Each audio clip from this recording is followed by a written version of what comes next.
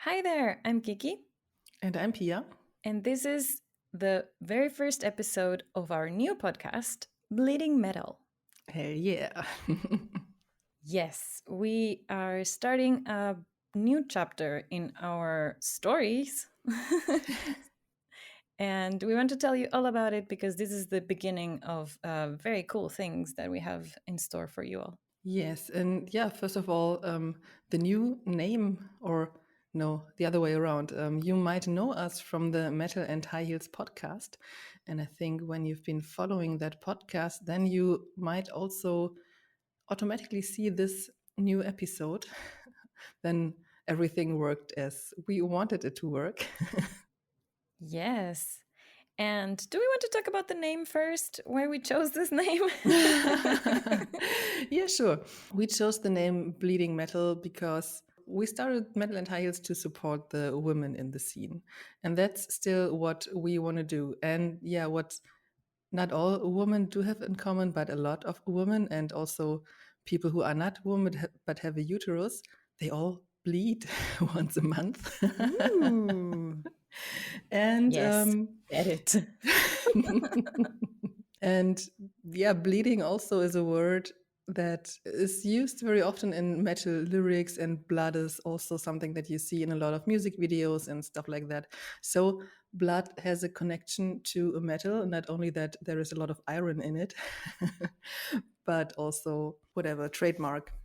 And that's why we chose bleeding metal, also because it's not so obvious, but if you think about it, it is obvious.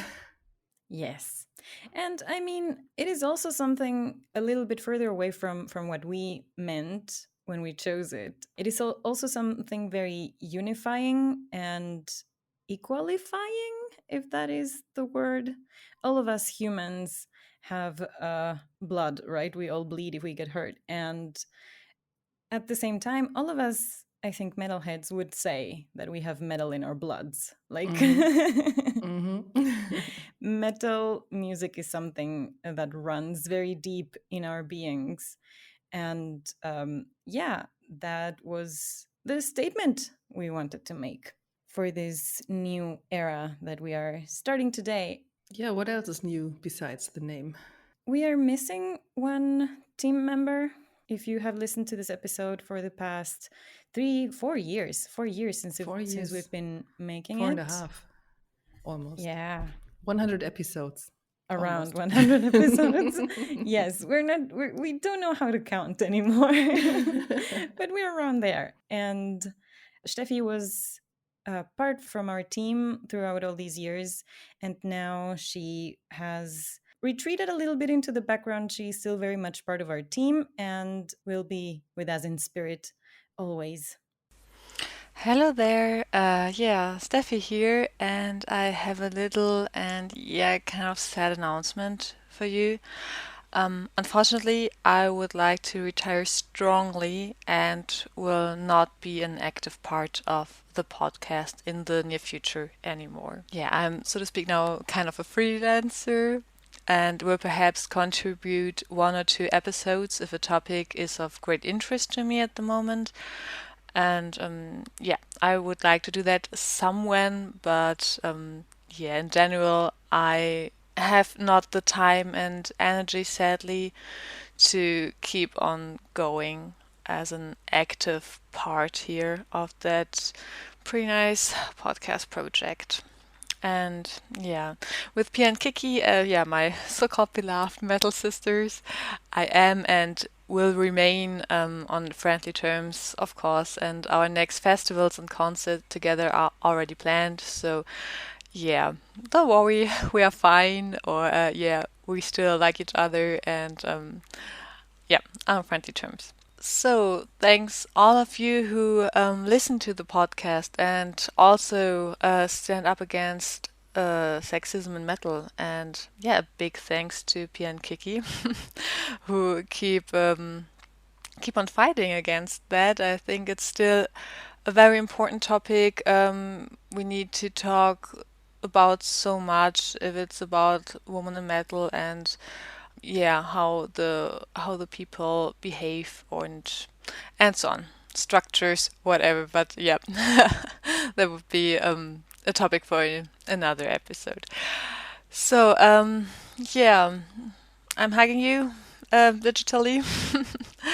And yeah, much love and greetings. See ya. And what I think is really beautiful is that she came up with the idea for the new name. So that's kind of her Yes. legacy. Hell yes. So today we're here to present you this new concept that we will be doing, the new concept of the podcast that we will be doing from now on. And we will also be talking about ourselves a little bit more, Mhm. which I don't think we have ever done. And I was thinking, we have been doing this for 4.5 years almost, the podcast. And before that, we started Metal and High Heels in 2013. So that is around 8 years that we've been talking about music and sometimes criticizing music. And maybe, I don't know, sometimes you out there might have wondered, well, what gives them the right to criticize my favorite band or something like that? I don't know. So we're going to talk about a little bit about ourselves, how we came to where we are in life, how we met. Well, we have talked about that a little bit in the podcast, but we will go in all depth about what makes us who we are, and so that we can share with you for future reference in this new chapter, so that you can maybe understand our ideas better. Hmm. And of course, music is a big part of our lives. That's why we will also tell you what kind of music we are listening to. If you've been listening to our past episodes of Metal and High Heels, then you might know. But for all of you who are here for the first time, welcome. We will also talk about that a bit. What is different now, concept wise? I want to say that we are stronger now. Yes, agree. Yes. We have learned a lot about the world and about ourselves in these past years. And something that for me personally has changed, and I do want to share with you all this idea, is that in the past very few years, I have realized that my whole idealism of making the world a better place has been getting stronger and stronger. And this might be a tiny grain of sand in my endeavor to do that. I want to talk about the important stuff for the world, and for all of us in our lives, and maybe, make a little bit of a change. We have always talked about important stuff, but this time I think we're gonna be a little bit more vocal and a little bit more fearless about our opinions and our statements in the world. We started this very podcast with the topic of mental health in 2017. We've always talked about sexism in the metal scene, and we have asked some uncomfortable questions as well in our Yes. interviews. So that is something that I personally want to do more. That's it.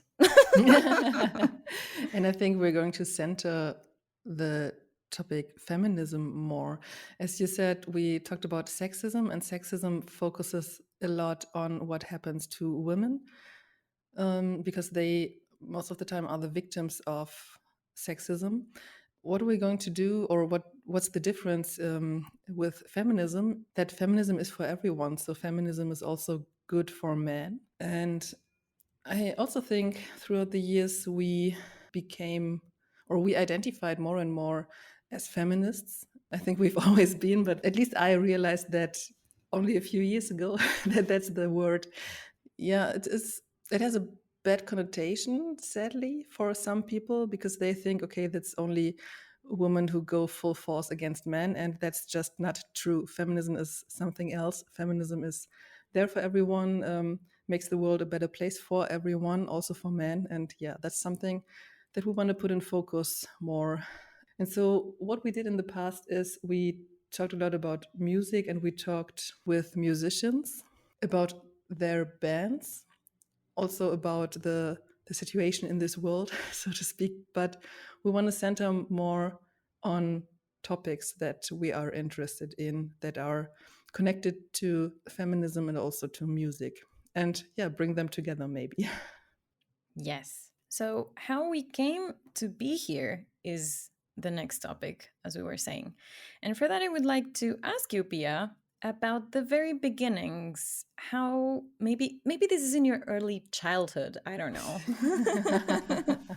When did you start this path? When did you start becoming a metalhead, a feminist, all that makes you who you are now? I think both started in my early childhood because I grew up listening to rock music because my parents listened to rock music. They listened to a lot of German bands. So let me think about international bands. They also liked the Beatles, but not so much. They were the team Rolling Stones. Okay. And yeah, that's basically what I grew up with. And also, my parents never raised me as a girl. They raised me, I would say, gender neutral.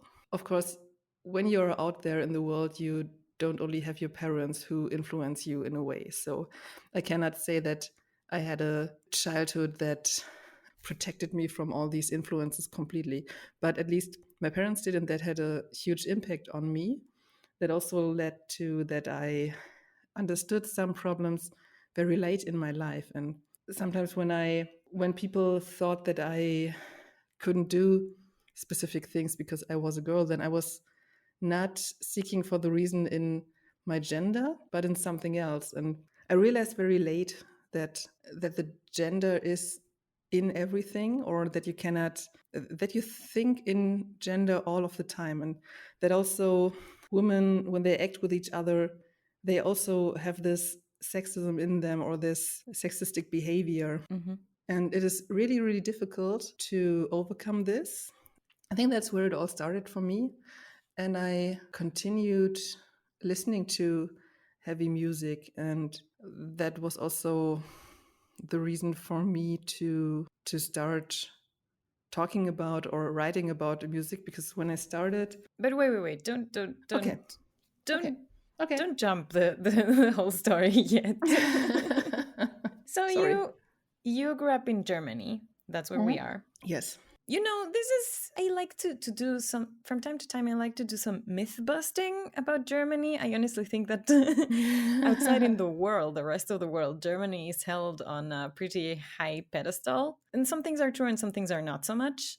And there is this a notion, maybe also general to all of Europe, that people are very open-minded and very liberal and very, progressive, whatever, however you name all of that. Mm-hmm. So your mom is a feminist as well, if I'm not Yes. wrong. Mm-hmm. Yes.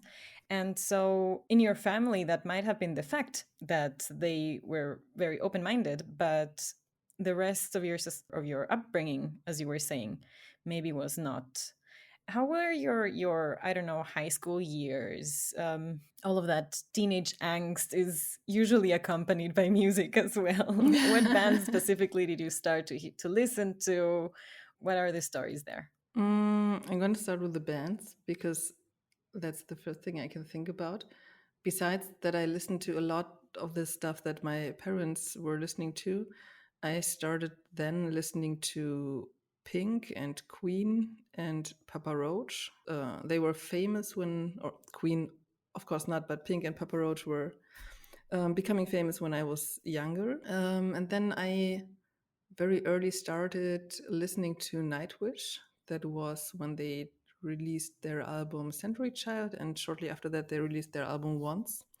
And from there I went to a lot of other Scandinavian or basically Finnish. I think Finland is not a part of Scandinavia, right? No, they're not. That's true. Okay, That's right. so I listened to a lot of Finnish metal bands like Children of Bodom, Stratovarius, Sonata Arctica. And then I dived deeper into all the death metal stuff, and that's when the Swedish death metal bands came in, like In Flames, Dark Tranquility, Evocation. And from there I went to Gojira, to the more heavier stuff. But that was a very long period. So in my youth, it was mostly Children of Bodom that I was listening to. That's awesome. Yeah, plus some other bands from Finland and Scandinavia. So mostly I've been listening to European metal. And after high school, you went. When did you graduate high school, actually? When I was 19. Okay. So you did the whole 13 years of high school or Yes. education, 13 years education. That's actually the standard still in Germany. They were kind of changing that in different states, but some have also reverted back. Yes. Here in Lower Saxony, where I live, I think I was the last generation with 13 years. The next one that came after us, they only had 12. Now it changed. I think last year or the year before, they switched again to 13 years. All right. And then you went to university to study Journalism. Journalism. Hell yes. From the beginning. And that's also when I started writing about music, when I joined a German online magazine called powermetal.de. Oh, wow. You've been there since you were 19? I think I was 21 because after school I took a year off and I didn't really know what I want to do in my life. And so I said, okay, I can take a break. Other people go abroad for a year or they work as volunteers somewhere. And I thought, okay, let's try something. Let's work here and there and see what makes me happy. And that's how I figured out that, yeah, journalism is what I want to do for living. That's awesome. That is so important too, to know when you're that young that you have time. You don't have to rush into whatever. Yes. And I've seen so many people in my environment who started something or started to study something. And after 2 years, they said, oh, no, that's not the right thing, and broke up or stopped studying and changed the topic. And I didn't want to lose these years. So I said, okay, let's take a year and find out what I really want. Yes, exactly. Taking some time to think things through might save you some some wasting time later, or Right. And what happened then? You studied journalism for how long? For 3.5 years. Then I graduated as a Bachelor of Arts. And then I went to Leipzig, or I studied in Hamburg. Then I went to Leipzig because I wanted to learn how to edit videos, audio, and stuff like that.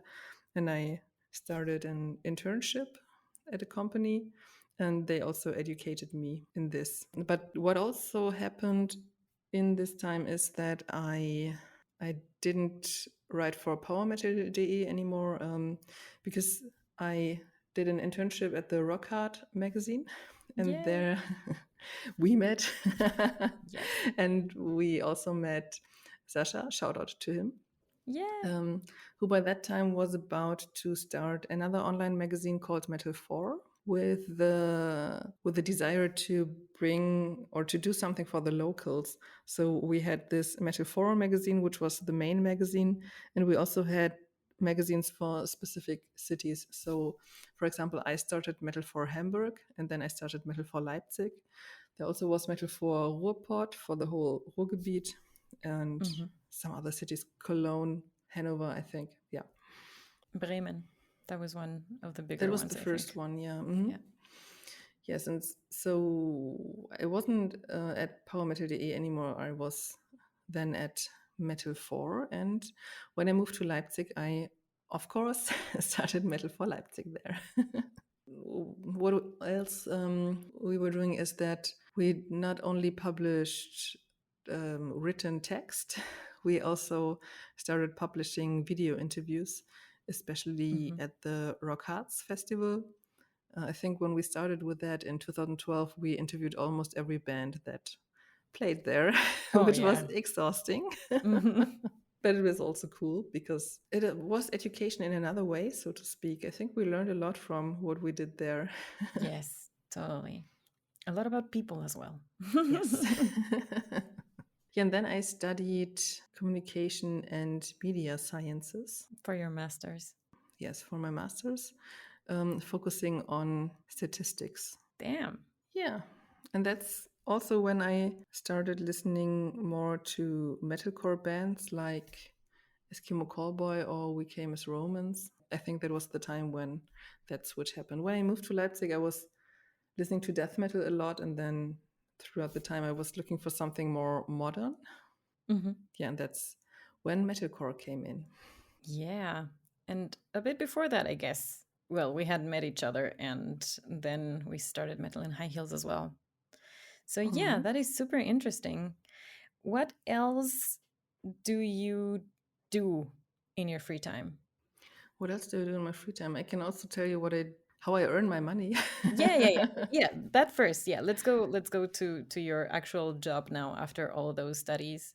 Yes, because when I was in my master studies, I didn't think about working in journalism anymore because I thought, okay, I will never find a job that is paid enough because very often you don't get paid very well or you have to be a freelancer and stuff like that. And that's what I didn't want. But I'm now working as a journalist, as an editor for a magazine that focuses on pest management.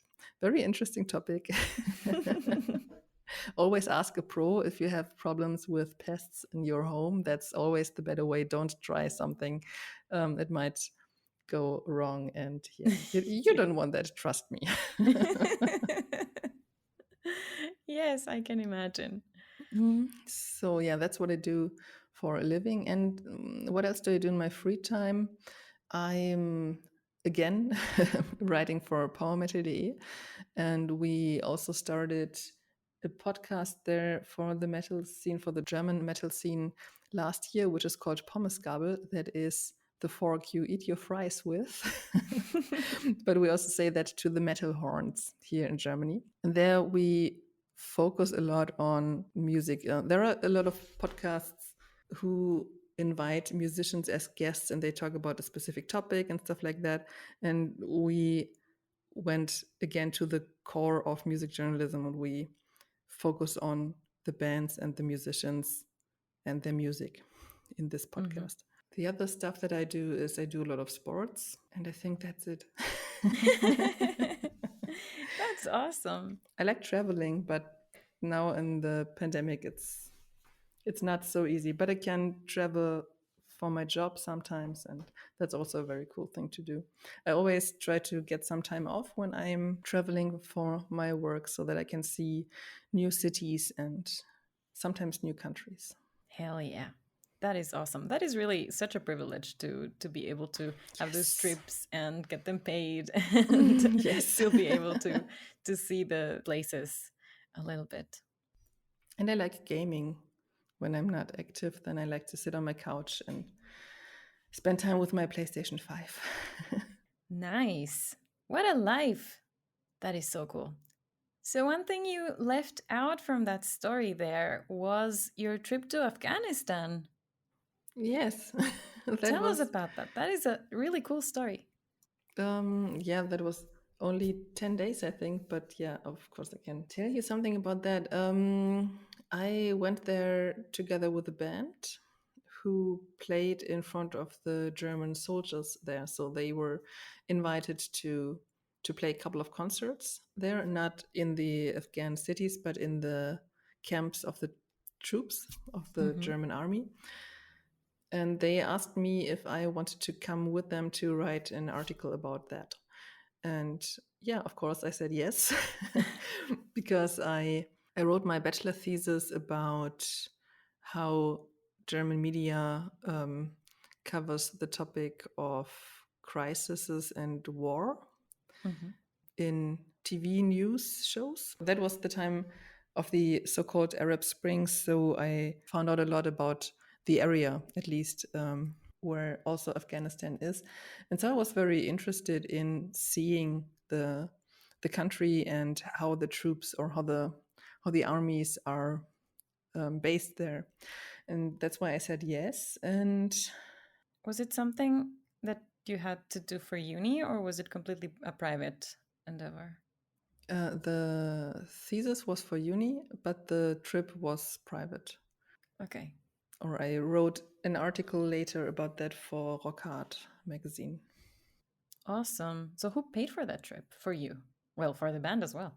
I think it was the German army, because they also paid the trip and everything for the band, and they just included me. We traveled with Transall. That's a special airplane that is protected from the bottom so that you cannot shoot it with bombs and stuff like that. So Wow. a plane from the army, and we also went there with a normal plane that was also for the soldiers. So it didn't matter if there was one person more or less in the plane and stuff like that. So that was not a big deal, I think. But yeah, it was very interesting to see how they lived there, to see the country at least from above, from the plane, and to hear all the stories that the soldiers told us, and to see also how they enjoyed that bands come there to play for them, to entertain them. Because what I learned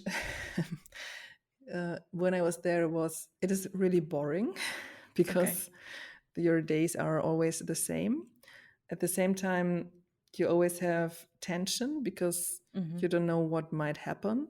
But while you were there, you didn't hear nothing happened around you.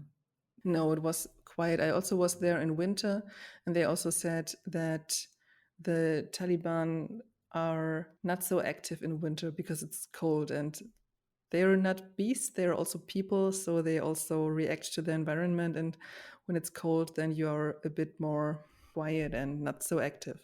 That also counts for the Taliban people. The second thing that I learned was that I would definitely miss my bath tube because it was cold, not so cold like winters in Germany, but it was cold. And yeah, the beddings were not so comfortable like my own bed, but the food was very good.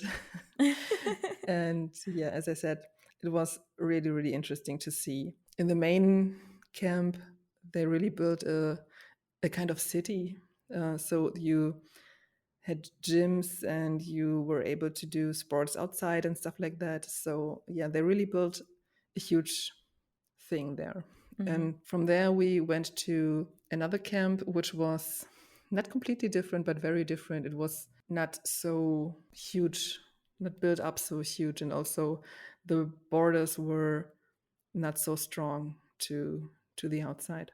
A very frightening thing for me that I did was that we had to go from the plane where the plane landed to the camp with a car that was completely closed.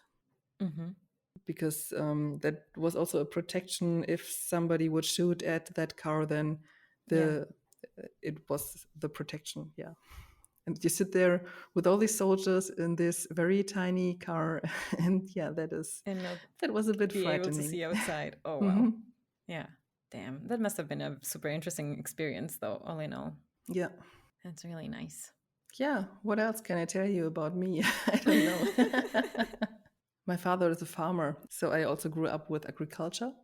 Not so much because he didn't want me to be forced into this life, so to speak. But anyway, of course, I worked on his farm, and now we are running a shop together where you can buy vegetables and also other stuff. So that's something else that I do, and that, yeah, sometimes it's a bigger part of my life, sometimes a smaller part, but it's also a lot of fun. Yeah. And also it of course it's noticeable. Yeah. In the years that we've known each other, 10 years by the way, in the 10 years that we've known each other, it was always really cool to see how healthy you eat. Thank you. Yeah, that is really cool. And something that I've tried to learn myself. Yes. Yeah, I think that's it basically. If something else popped up in my mind, I would just talk about that. Shout it out. Hell yes. Yes. But yeah, throughout the years, we met a lot of musicians from big bands, from small bands, from new formed bands. That was always interesting to talk to them, to hear their stories, to ask them questions. And for me, it's always the highlight when they have to think about your question. Mhm. And I think that's something that we achieved with a lot of our questions, especially with our own magazine. But I think we're going to talk about that later, because now I want to know something about you. How did you grow up? Oof. And also, now I have this thing in my mind. I want to ask you something that makes you think. Okay, but I don't know just now. Well, I am from Ecuador. I don't know how much we've talked about that. I grew up in Ecuador, and not many people know. I mean, not everybody knows where it is, but in case you don't know where it is in South America, on the equator, and right in between Colombia and Peru. And I grew up there. Now that I talk about Peru, in the early 90s, Ecuador and Peru were still at war for territory. Wow. So that was something that I actually lived through. I mean, I was very far from the border, but it was in the news all the time. And I remember, like, in the middle of elementary school, having to switch maps because all of a sudden Ecuador was smaller. Wow. Yeah, Okay. we lost so much. Ecuador used to reach all the way to Brazil and to the Amazon River almost. And now we don't. But well, Ecuador is a beautiful country, and also a very conservative society. And while my parents weren't full on Catholic, religion is something that is very kind of present in life over there. And my parents think of themselves, I don't know if they do still, but they used to think of themselves as being very, very progressive and open-minded. And that's the kind of thing you hear a lot, and then it turns out not to be that way. Mhm. I noticed that in the ways or in the differences between how I was raised from my brother. I have a younger brother, he's 4 years younger than me. And that is when I started becoming a rebel and a feminist, because I would always hear, like, we would be, for example, at a family party or something, and my mom would always tell me to go set the table or Mhm. something like that, or go help with something. Well, I was just like my brother and my cousins, just playing around. And I would always, like, look at my mom and say, why do I have to do it and my brother doesn't? And she would say, well, because you're a girl. Mhm. You have to learn all of these things. You have to do all of these things. And at some point, of course, she realized, I guess, or at least maybe I was so annoying that she was, okay, then your brother has to do that too. Yes. The first war was won. Yeah. But that is kind of where all of that started. And I grew up very privileged. I went to the German school, which is a private school in Ecuador. And so I started learning German in kindergarten already. Oh, wow. How you learn things in kindergarten, through songs and things. Mhm. And I started singing when I don't even remember. My mom has these recordings of me that I did when I was little, and I don't think I can even speak properly, and I'm already singing. So that was also a very strong part of my life and my connection to music. My dad plays the guitar. He plays by ear, so he never had, like, musical education. Mhm. But he likes playing guitar a lot. And at home, he would also play a lot of the Beatles, and that was the heaviest, though. Maybe some Dire Straits. Yeah, and also a lot of Latin American guitar-based music, so to speak. So that was how my interest in music was kind of born. Singing was the main part. I started taking singing lessons when I was like 14. Mhm. and then I never wanted to stop. My dad said that, classical singing, opera singing is like the only true way. And so I had to learn that. And that was awesome because, I mean, later on I discovered Nightwish as well. And it was like, oh my gosh, this is awesome. But first, I discovered Evanescence.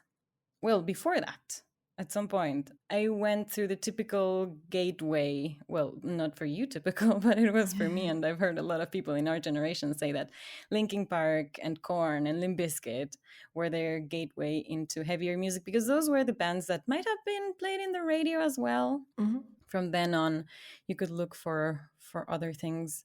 I also remember that my peer group listened to Slipknot and Linkin Park a Yes. lot. Yes. And Evanescence was also very mainstream when they just broke out, as they say. So and started. And so I founded my very first band when I was 16. It was very Evanescence inspired because Amy Lee was, to me, the first woman in heavy music that I ever saw. And my thinking was, if she can do that, I might be able to do that.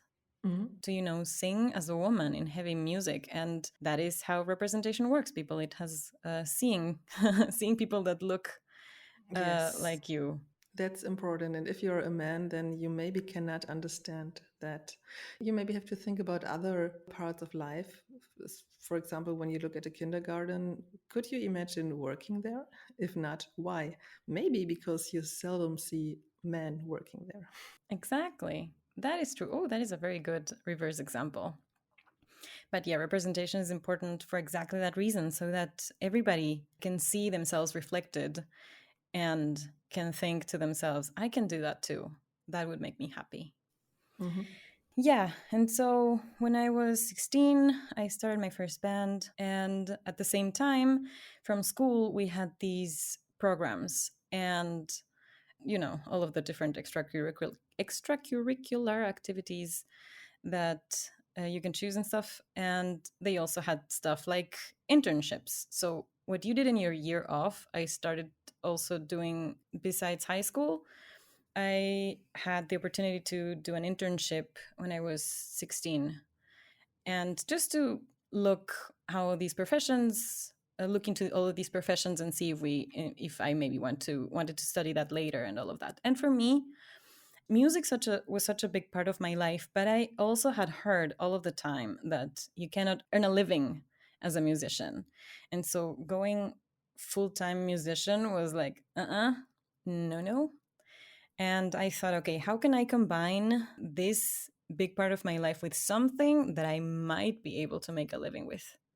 And I thought of media, of journalism. And I thought I was also a big fan of the radio. I listened to the radio a lot. And I did my first internship at a radio station in Ecuador, in Quito. And I thought, this is awesome. I want to do this my whole life. Just imagine, just talking. I love talking. And talking about the things that you love, the music that you love. Podcast the whole day. Yes. And playing the music that you love and introducing that music to other people. That was like the dream. And so I did some more internships after graduating because I also took a year off between high school and university because I was in a German school. The whole curriculum, the whole education system was very like German schools here. And so we also had the 13-year thing until the administration thought, okay, we also have to adapt to these new and upcoming 12 years. And so this generation is going to be the first one, and that was mine. They reduced the whole high school degree to 12 years only, and that made it a lot more difficult. But I did graduate at 18 after 12 years, and I thought, okay, I have this extra year. I'm just gonna see what's up. Were you educated in German or in Spanish? Or both? Both. It was an interesting mix because in kindergarten, they only taught us German songs from time to time, or a few sayings and stuff like that. But up until after that, the first 3 years of elementary school were only in Spanish. We did have one one German class, but we only learned words associated with pictures. Mm-hmm. So I knew how to say house, and I saw a picture of a house. We didn't learn to write yet. We were learning to write first in Spanish. They wanted us to know how to read and write in our mother tongue first, Mm-hmm. so that we could learn the rest later. Okay. In fourth grade, we started, or in third grade, we started with writing and reading in German as well. And that was also easier because we all knew all these words and we could now finally, write them, learn to Yes. write them and read them.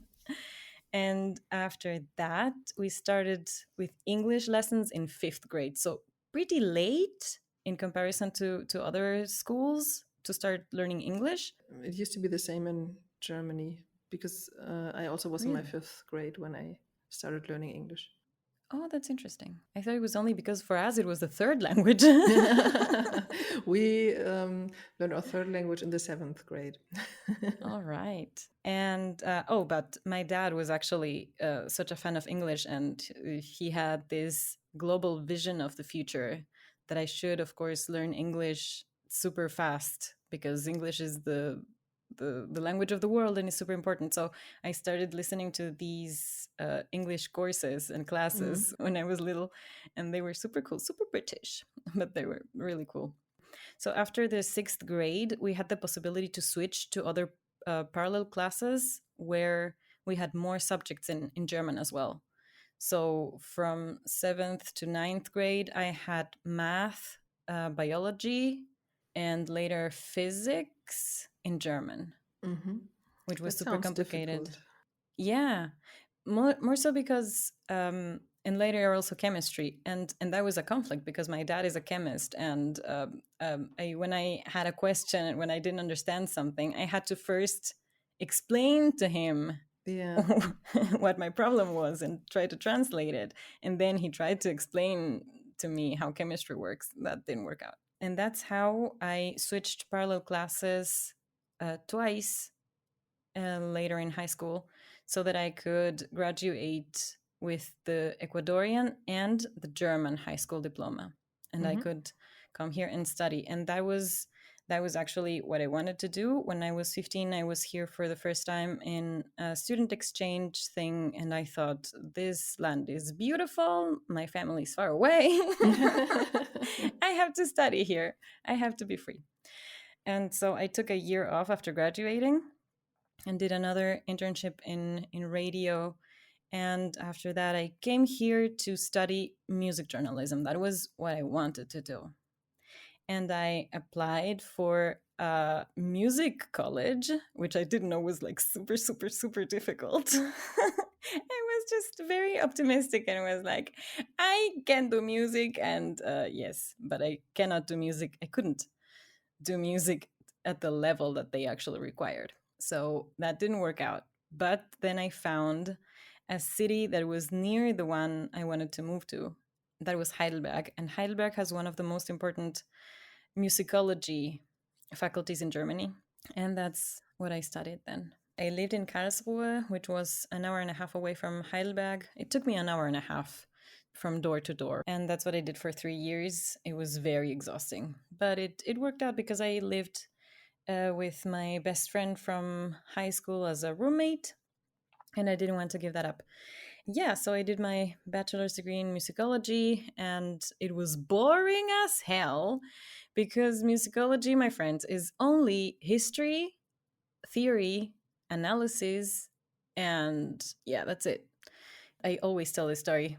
On the very first day of university, they told us with a musicology degree, you can do everything. It basically means you can do nothing. Most musicologists go back and investigate more about music history. But I wanted to do journalism, and that is what I kind of kept pursuing. And that is how after, while I was doing my thesis, and my thesis was about the crossover between Gregorian chants and pop music, or what they called popular music, because I was always also super interested in these mixes, which is what I love so much about symphonic metal as well, because it's the classical world combined with the heaviness of metal and with the power and strength of metal, and that's something that I love when people do that kind of thing. So that was it. And meanwhile, around the time that I graduated high school, I had been listening to Evanescence a lot, obviously, and I discovered Within Temptation and Nightwish. And no, Nightwish was before, because the guitarist of my first band introduced me to Nightwish. And after that, I discovered Within Temptation and all of these symphonic metal bands with female singers. And that was about the time when I came to university to Germany and started going to see them live. And that was awesome. While I was doing my bachelor's thesis, I also came here to Dortmund to do my internship at Rock Hard magazine, where we met. And that was also the time when I started teaching teaching singing.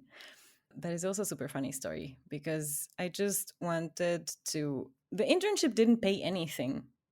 That's normal for in Germany for internships. Yeah. I think that law came after, right? That internships must be paid. Yes. Minimum wage. Yeah. That was before. Yeah, so I kind of needed some money, and I started looking for work, and my thought was, I can sing. Maybe I can, I'm going to reach out to, that was kind of confident of me. I admire myself now, my younger self. I just sent a few emails to different recording studios in the city and saying something like, here's my, here are a few of the recordings from my last band. And if you ever need some backing vocals or something, call me. And one of these studios also had a music school, and they called up and they said, well, we're not looking for a singer, but we are looking for a singing teacher.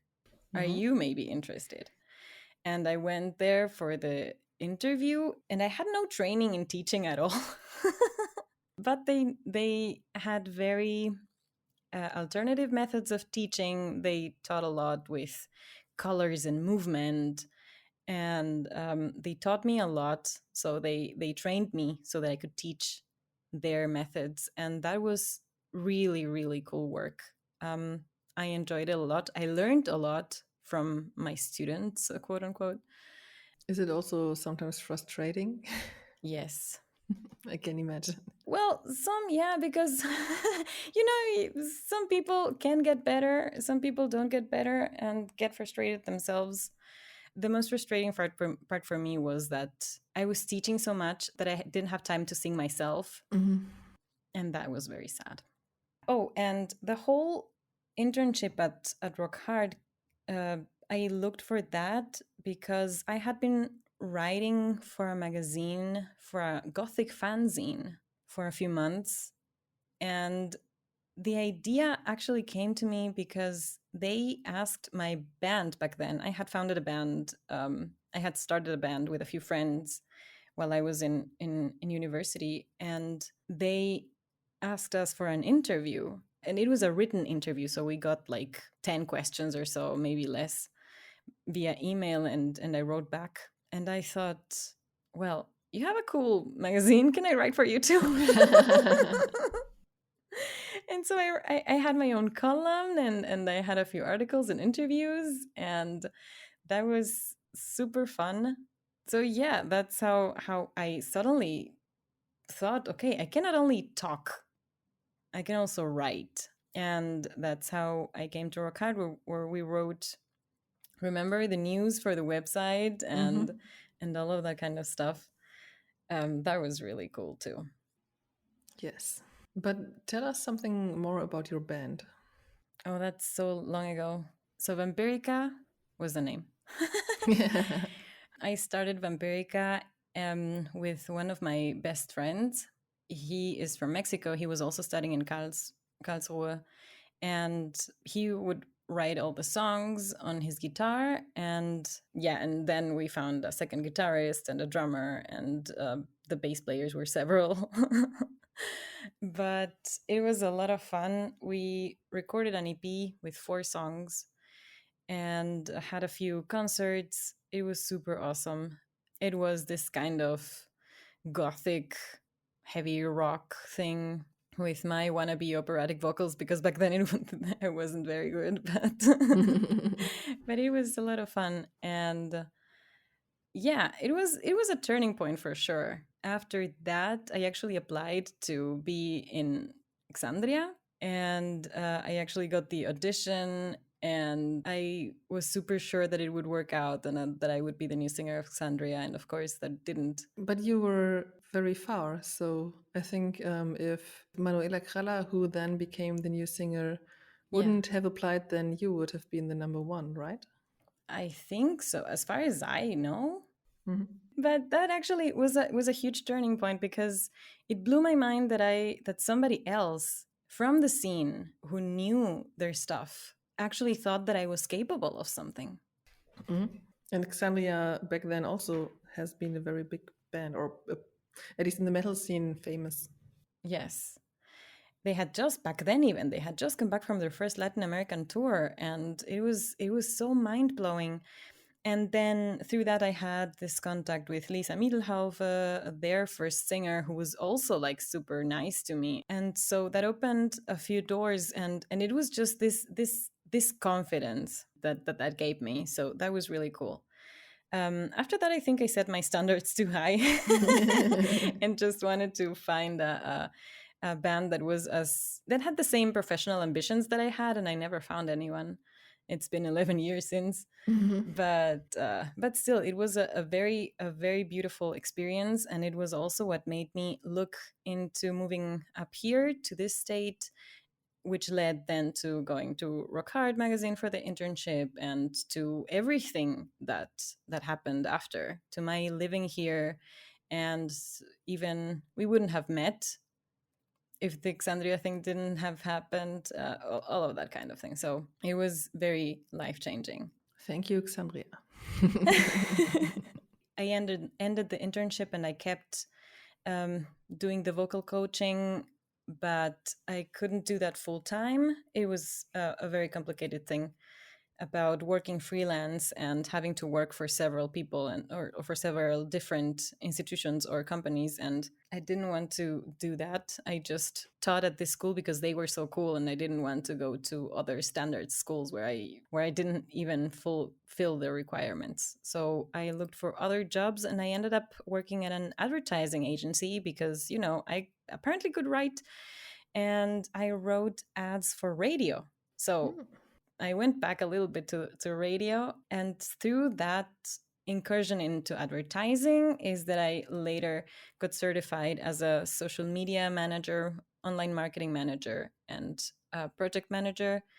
And then I started working freelance and doing that in 2016. That work went from the strategic planning of the marketing strategy from a website, to the social media through a blog usually, to social media, and all of that for different clients of many different industries. And that's what I've been doing for the past 6 years, until this year I started working for a software company, doing that still, also a new chapter, kind of. Oh, and also in 2019, I went to do that as well for a campaign for prevention of violence against women in Ecuador. That was my first time living in Ecuador as an adult, for 6 months. And it was an amazing experience. And that is what started this. And this is how we come full circle to the very beginning of this episode. Working with what I can do, with my expertise as a digital marketer, for a feminist cause that helps the women in my country, or that might help the women in my country at some point, gave me this completely new perspective and new appreciation, and just the desire to do something more with my life, with my work, to have a bigger purpose. Yeah, and it's so important to speak up, because that's how you can change people's minds. When they are very traditional with their thoughts, then they might also think that everybody else is. And if you tell them, no, that's not my mindset. My mindset is we are all equal and we should share the work in the household, and there shouldn't be one bread earner and the other one is responsible for the children and stuff like that. That might change something in other people when they sit in front of someone who says that, because you often see that in media or you hear something about that. But if somebody really stands in front of you and says, yes, that's how I am, I think that we are equal and that women are not responsible for doing the dishes and because they are women. That's so important. That's also what you said earlier, that representation is important, and it's also important to speak up for what you think, and also to speak up for people who are in a not so good position as you are. For example, yes, I'm a woman, so sexism affects me a lot, but I'm white, so racism doesn't affect me at all. And that's also something that I had to learn, that there is a lot of racism in this world as well. And it is my responsibility to do something against that, because I have a position where people might listen to me who might not listen to Black people, for example. To all the men out there, if you think we should be equal, if you really think that, then you should also speak up for that and go out of this comfortable position that I, as a white person, am in also, and just say nothing. Please speak up for us. Yeah. And I think that that entails a lot of inner work and self work, introspection. We all should be still working on becoming better human beings and recognizing our privileges, our mistakes, and how all of these structural problems are very deeply rooted in ourselves, and how to recognize them earlier so that we stop doing those mistakes and stop perpetuating sexism and racism and homophobia and all of the things. It's also important to don't try to be perfect, because when you finally start seeing all these problems, then you also see them in your own behavior, and you know that you also acted like this in the past. And I can tell you, you will also act like this in the future, because it's very difficult to change what people told you from the very beginning of your life, or sometimes even before you were born. Even Yeah. it's okay to make mistakes. It's okay to be imperfect here. The important thing is that you try and that you learn from your mistakes. And that can also be little steps, like when you did something racist, then after that you can think about it and think about, why did I do that? And that's how you can come over this. So you have to unlearn something, and that's even more difficult than learning something new. And just give yourself the time to do that. And Yeah. forgive yourself and make mistakes. It's okay, as long as you learn something out of that. Yes. And to start with those, to start recognizing your own deeply rooted isms, for example, you can start by listening to yourself when you curse, Yeah. when you insult someone, for example. When you're driving in your car. Yeah, like all of those kind of things. And just ask yourself, where does this word come from? Why is it not okay anymore? Because it's not politically correct to say all of these things. There's a reason for that.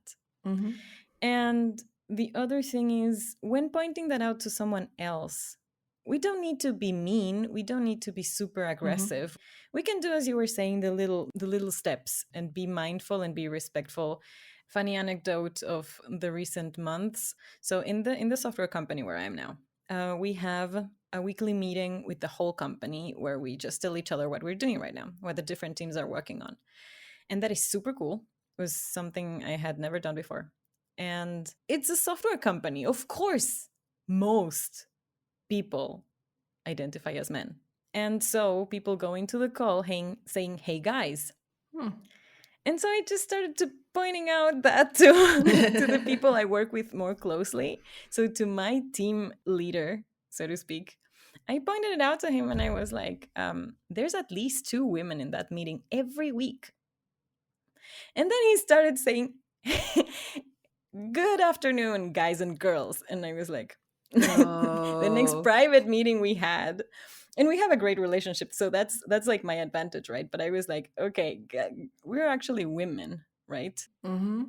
You can go in, and I gave him the suggestions. You can go in and say, "Hello, everybody. Hey, everyone. Hey, people," whatever, something more neutral where everybody feels included. Hello. Yeah, just like good morning. That's it. That's all you have to say. Mm. So yeah, it's the that kind of smaller things. Sorry, you had also an anecdote. Yeah, too, actually. When you try to get behind these structures in your brain when you think about society and stuff like that, I think you and I played a very interesting game at a festival when we asked each other, is this behavior something that you were born with or something that you were educated to? And I think 99% we came to the conclusion that it was education and you were not born like this. Yeah. And the other thing is, of course, sometimes it's even dangerous to stand up against all these isms. But what really has an impact also on other people is don't laugh about sexist, racist, ableistic, whatever homophobic jokes. Mm-hmm. It sounds a bit, um, maybe a bit silly, but that's the first thing. That's the everyday racism, sexism, and so on. And when you stop laughing about that, that's the first step to change something, because the other person at least sees that this is not your humor, that you don't think it's funny. Maybe they start talking to you, and then you can say, well, I don't think it's funny because it affects me in a bad way or something like that. So you can talk from another perspective. You don't have to say, oh, that was very racist or very sexist or homophobic. You don't come to that point where you say, where you judge the other person. You get a conversation on a very different level, or no conversation at all, but you made your point clear that you don't think it's funny. Yes. Yes. And for us having these conversations, I think for everybody having these conversations in your closer environment, or with your closer friends, family, and partners, if it's on that respectful level, it's you can make a big difference because that will ripple out to their environments as well. Mm-hmm. But something that we have also recommended musicians do, for example, and we had a whole episode about this, metal and politics. If you have an audience and you can, because you are safe and you know, and have that is also, I think, a privilege. And you have an audience and can make a statement and support a good cause, or, you know, take a stand against something, then do it. As Maya Shining from Forever Still once said in an interview, you may lose a few followers, Mm-hmm. but it might be worth it. You It may is. gain a lot as well. And imagine the people you are touching with that, the people you are supporting, for them to get better treatment, equal rights, etc. It's a huge difference for them, for us. I am a Latina bisexual woman. I am in all those intersections. And yeah, so I think this is where we start talking about bands that we've been listening to. Some of them might have all of those things. I was already mentioning Forever Still, who have gotten political in their social media, as I was just saying. Body Count is and Stick to Your Guns, I love because of that. I really like when bands take these topics that are so important, because politics seep through our lives all the time. We cannot escape politics. And I love it when they take up those topics into their lyrics, into their discourse, into Their their interviews. presence, into their interviews, into their influence. Yeah, Epica is not as political, but is very philosophical. That's my favorite band. I still listen to them a lot. But otherwise, lately, I've been listening a lot as well to what you might maybe call metalcore. I am riding the whole Spirit Box wave, a lot of As Everything Unfolds as well, some Sleep Token now and then. And loath. Yes. What are you listening to? Lately, I've been listening a lot to Lorna Shore, and what is interesting about Lorna Shore is that they changed their singer. So they now just released the new EP with a new singer. The singer that they had before was kicked out of the band because he was a.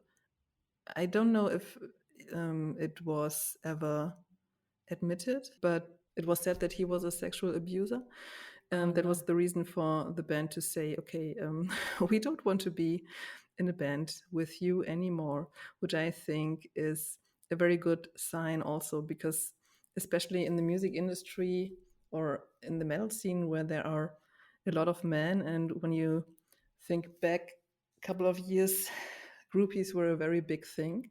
So women were kind of trophies or something that you could just take when you wanted it. I think especially in this genre, it's very important to do something against that. And so that's why I think it's great that they took this for a reason to say, we don't want to do this anymore together with you and change the singer. Yeah, it's very brave too. Yeah. I also celebrate As Everything Unfolds a lot. They are a very cool band, and we also had an interview with their singer, Charlie Rolfe, where we also talked about the topic of sexism and how everyday life is affected by that. And that was also very interesting because she said, I think I'm more affected than I know. Other bands that I'm listening to are We Came as Romans, for example, or NSOK is my favorite band. I started listening more to the Tex Avery Syndrome now. We also had them in an interview, and their singer Laura is an amazing person as well. Yes, so much. I also like Season of Ghosts and The Number Zero. Both bands have lead singers, female lead singers, who still live or have been living in Japan for a while. And both say that that's a very patriarchal culture there. And both went there as women and as foreigners and started a band there, which in itself is awesome if you know that it's a very difficult thing to do. Yeah, what else? I lately discovered a band called Thornhill, which is a very awesome band. I'm very sure I forgot a lot of bands, but they were the most important bands, I think. And we've been talking for so long already. If you're still listening, we thank you so very much. We didn't really talk about metal and high heels yet. Well, that is true. Is it a short story, long story? We can try to make it short. Yes. So we met at Rock Hearts in 2011, 10 years ago already. And we stayed in touch after I finished my internship. We went through this Metal 4 phase, the online magazine that was for the more local metal communities in Germany. And at some point, I think, We had the desire to do a metal magazine for women. yeah, we just came up with that idea out of the blue. We thought metal for women would be a very good idea, but they didn't want to to do that.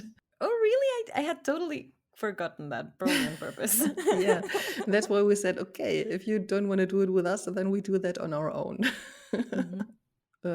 We got some help of some of our friends who helped us building up the homepage and all that stuff, do some programming and everything. But I think we were quite quick with from the idea to finally start with the magazine. Yes, and the idea was to write for female metalheads and also support the women in metal that we knew, which took us to a lot of events like Metal Female Voices Fest and later Female Metal Event. And we gave all of those women the chance to be a little more present in interviews, and all of that was also obviously a chance for us. But Yes. And I think we also talked about topics that other magazines didn't really talk about. So we also started with the topic of sexism, how that affected people. Mm-hmm. I think we also made a couple of mistakes. So, for example, we also talked about beauty and stuff like that, which I wouldn't do like this again because I think women are reduced often enough on how they look.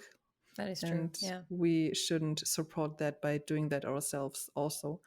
That might be also something that we want to focus on more in the future, that if we talk to other women, especially when they're part of the music industry, we want to know what they do in their job. So more technical questions, so to speak. Mm-hmm. Yes. To be fair, we also asked some men hair care tips. Yes. That's true. And as I said before, it's totally okay to do mistakes and to learn from that. That is true. I totally agree with that. But the magazine kept growing a little bit. I think we are most known in the small scene for our video interviews. Mhm. And yes, check out our YouTube channel for all of those. And we've also gotten a lot better. The other day, I watched a lot of interviews from our beginnings and cringe. Yeah, but even Blabbermouth shared some of our videos. Yes, totally. Because we were talking to the bands that needed the attention, and we were also asking some important questions. I Mhm. think that was highlighted there as well. Yeah, and our first website from 2013, we did a whole relaunch in 2016 when I started with my freelance as well and had some more knowledge about that. So we made that better. And then we started the podcast in 2017. Mhm. And we were one of the first podcasts about metal by women, Mhm. hosted Yeah. by women. And by the way, hosted and produced and all of the things. We do everything by ourselves. Yes, that's true. We had some help when we started, as I already said, but yeah, since you built up the homepage, we did everything by ourselves. Also, the post production, everything. Yeah, we were also one of the first metal podcasts in general, I think. There were some, of course, but But now there are many more. Yeah. there are so many more, yes. Mm-hmm. And in 2015, we had Steffi join the team. In 2017, I think, we had Eve join the team as a photographer as well. Now it's again the both of us only. And since we want to give more focus to all of these more important life topics that we will still mix with the metal that runs through our veins, we will no longer be expanding on the website. And the podcast will be our main format from now on. So, is there anything else to say?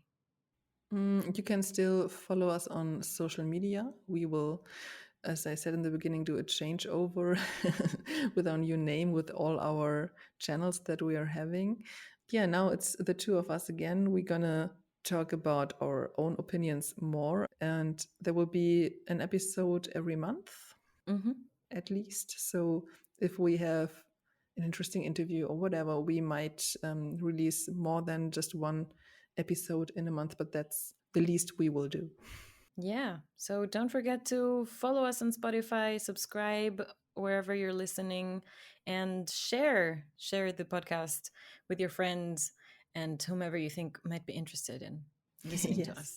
And if you have a topic that you want us to discuss, just let us know. You can also ask us questions if you want to know more about us, who we are, why we are who we are, and why we think what we think. We are always happy to answer your questions and to also help you on your journey, maybe, because I think you're listening to this podcast for a reason. So when you're still listening now, then you want to change something in society. We would like to discuss this also with you out there. Hell yeah. All right. Thank you so much, everybody. Thank you, Pia, for still being here 10 years later. Thanks to you. It was a lot of fun to do this episode because I also learned a lot about you. Same, yes. There were all these tiny details that I didn't know. They're so cool. So interesting.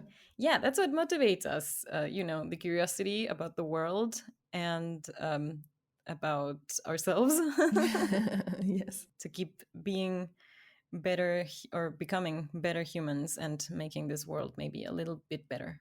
I think throughout the episodes, we're gonna talk about some podcasts that we're listening to or give other band recommendations, maybe books, whatever, what helped us on our journey. So, yeah, I think now and then this will pop up, but also festival experiences that we had and stuff like that. So, a bit more here and there about what we did in this episode right now. But yeah, as I said, we're going to focus more on specific topics and bring the music in on that journey. Yeah.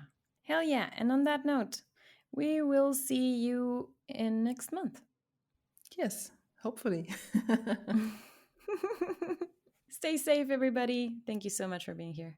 Thank you for listening and hear you next time. Bye.